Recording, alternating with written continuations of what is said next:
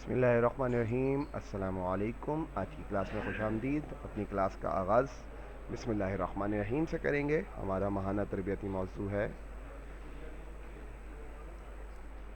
सुबह शाम के वज़ाइफ। रसूल पाक सल्लल्लाहु अलैहि वसल्लम ने इरशाद फरमाया, जो बंदा सुबह शाम 3 मरतबा ये दुआ पढ़े इसको कोई तकलीफ़ नहीं पहुँचेगी। एक बार तमाम बच्चे मेरे साथ ये दुआ पढ़ लें। बिस्मिल्लाहिल्लज़ी ला यज़ुर्रु मअ इस्मिही शैउन फ़िल अर्ज़ि वला फ़िस समाई व हुवस Samiul Aleem.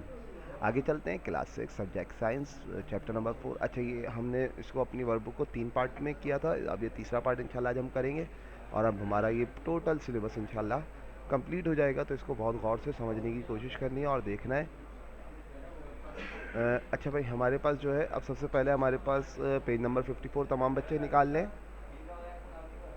Short answer and free response question. अच्छा, अब आपने क्या करना है, इसमें जो है write down the correct answer in the space provided. अब आपको जो वो दिया हुआ है एक स्टेटमेंट दिया हुआ है, उसको आपने करेक्ट आंसर करके यहाँ पे लिखना है।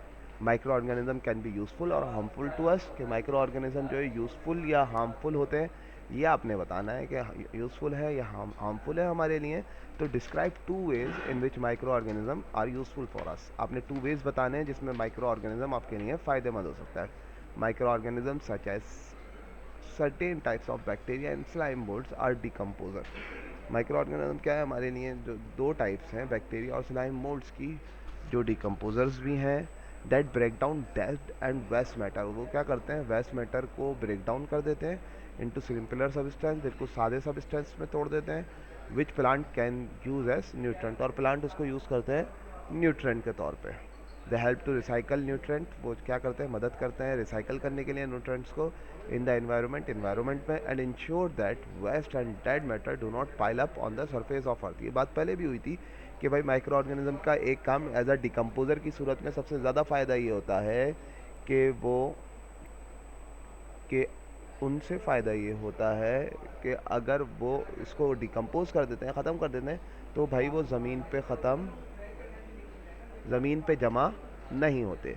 सम microorganism such as baker yeast and lactobacillus bacteria can be use in food production. और कुछ माइक्रो ऑर्गेनिज्म जैसे खमीर हो गया और लैक्टोबैक्टीरियस बैक्टीरिया हो गया, जो आपके दही के अंदर यूज़ होता है, खमीर आपके पिज़्ज़ा वगैरह में यूज़ होता है। तो इसको ये जो चीज़ है ये आप यूज़ करते हैं, तो हमारे पास फूड प्रोडक्शन में ये चीज़ यूज़ हो रही है। तो इस तरह से माइक्रो ऑर्गेनिज्म हमारे लिए फ़ायदेमंद हुए। Some micro organism can cause food to spoil. यहाँ पे बात हुई थी कि भाई 2 बातें बतानी थी, 2 स्टेटमेंट बताने थे। तो हमारे पास कुछ माइक्रो ऑर्गेनिज्म ऐसे भी होते हैं जो हमारे खाने को स्पॉइल कर देते हैं, ख़राब कर देते हैं। Some micro organism can cause diseases, कुछ माइक्रो ऑर्गेनिज्म डिजीज़ की वजह बनते हैं, मतलब बीमारियों की वजह बनते हैं। इसके बाद आपके पास तीसरे 2 का ए है, food can preserve through the drawing process, explain why. हम क्या करते हैं, ड्राइंग प्रोसेस के ज़रिए फूड को प्रिजर्व कर देते हैं, फूड को अपने पास जमा कर लेते हैं और ख़राब होने से बचा लेते हैं। Food spoilage is often cause by micro organism which need water for survival. अगर हम उसको ड्राई कर दें तो माइक्रो ऑर्गेनिज्म को ज़िंदा रहने के लिए वाटर नहीं मिलता। तो हम क्या करते हैं, फूड को ड्राई कर देते हैं। Drying reduce the water content in the food, drying process क्या करेगा, वाटर को रिड्यूस कर देगा। And the micro organism can not multiply or survive in the dry food. इस तरह से माइक्रो ऑर्गेनिज्म ना तो सर्वाइव कर पाएंगे, ना बचेंगे, ना बढ़ेंगे ड्राई फ्रूट के अंदर। इसके बाद है, according to the World Health Organization WHO, nearly half of the world population is a risk of malaria. Therefore, there were about 219 million malaria cases and an estimated 4,35,000 malaria cases, malaria death in the year of 2017 में भाई बहुत ख़तरनाक हद तक malaria बढ़ गया था। Most of those affected by malaria are in fact young children and pregnant women living in Africa. Africa के अंदर ज़्यादातर जो निशाना बनाया वो बच्चों को बनाया और प्रेग्नेंट वुमेन को बनाया। Malaria is cause by the micro organism Plasmodium. Malaria जो है वजह बनता है किससे, प्लाज्मोडियम की वजह से मलेरिया होता है। How is malaria spread from person to person, अब मलेरिया किस तरह से फैलता है person to person? It spread from person to person through the bite of infected mosquitoes. ये फैलता है मच्छर के काटने की वजह से। An antibiotic, what is an antibiotic? Antibiotic क्या होती है? Can antibiotic use to treat malaria? Explain your answer. Antibiotic क्या मलेरिया क्या होती है और वो क्या मलेरिया के लिए इलाज के लिए इस्तेमाल हो सकती है?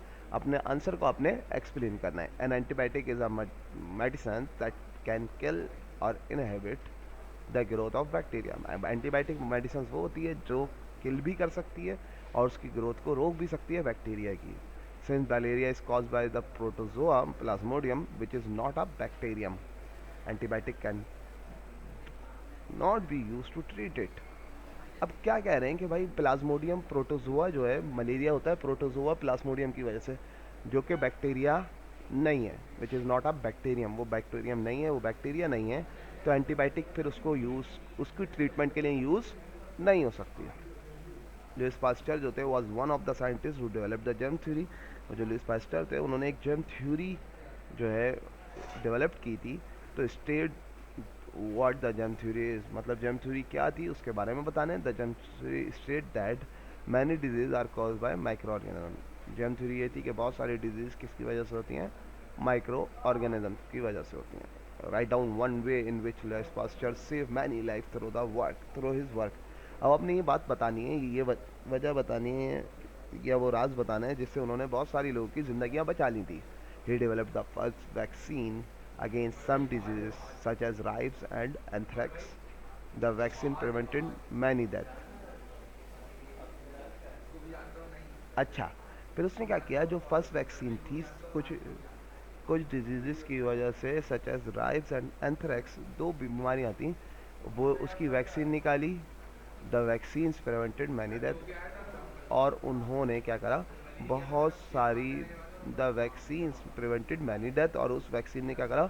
बहुत सारे लोगों को, बहुत सारे लोगों की ज़िंदगियों को बचा लिया। उम्मीद आज की क्लास समझ में आई होगी। इंशाल्लाह नेक्स्ट क्लास में मिलेंगे। अच्छा बच्चों, जल्द से जल्द आप पेपर की तैयारी शुरू कर दें। इंशाल्लाह बहुत जल्द हम आपके पेपर होने वाले हैं। उम्मीद है तमाम बच्चों को समझ में आया होगा। जो भी सवाल है आप लोग ईजिली कर सकते हैं। जब तक के लिए अल्लाह हाफिज़। अस्सलामु अलैकुम व रहमतुल्लाहि व बरकातुहू।